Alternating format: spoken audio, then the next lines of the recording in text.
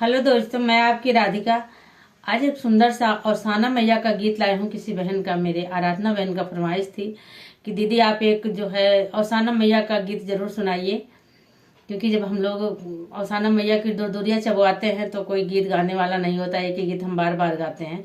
आप कोई नया गीत गाइए तो मैं जरूर उनके लिए नया गीत आज लेके आई हूँ। आओ, अगर मेरी आवाज़ उन तक पहुँच रही है तो जरूर सुनिए और वीडियो भी देखें और गीत भी गुनगुनाएं और सीखें और लोग को भी सिखाएं और गाएं।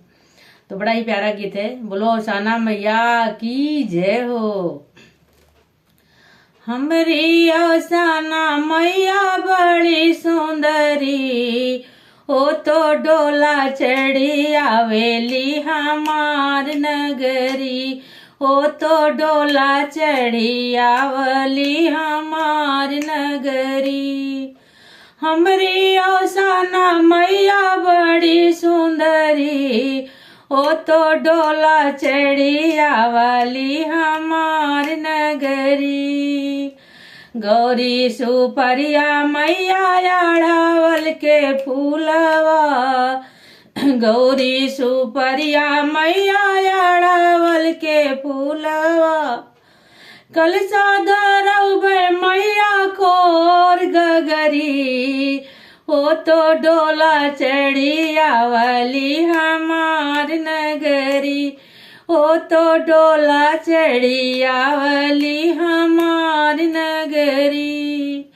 हमरी औसाना मैया बड़ी सुंदरी, ओ तो डोला चढ़ी आवली हमार नगरी।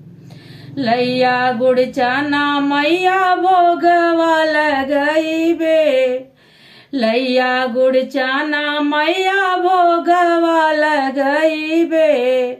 साता सुहागन आई है मोर बकरी, सात सुहागन आई है मोर बकरी। ओ तो डोला चढ़ी आवली हमार नगरी, ओ तो डोला चढ़ी आवली हमार नगरी।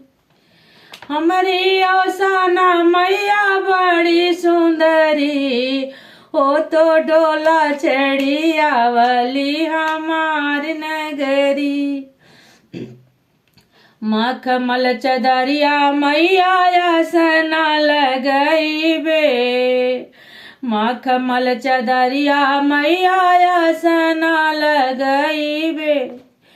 पैरा दबइबे मैया, पैरा दबइबे मैया रात सगरी, ओ तो डोला चढ़ी आवली हमार नगरी, ओ तो डोला चढ़ी आवली हमार नगर। बेनिया डोलौबे मैया, बेनिया डोलौबे मैया रात सगरी, वो तो डोला चढ़ी आवली हमार नगरी। हमरी औसाना मैया बड़ी सुंदरी, ओ तो डोला चढ़ी आवली हमार नगरी। तो गीत कैसा लगा आप लोग जरूर बताइएगा।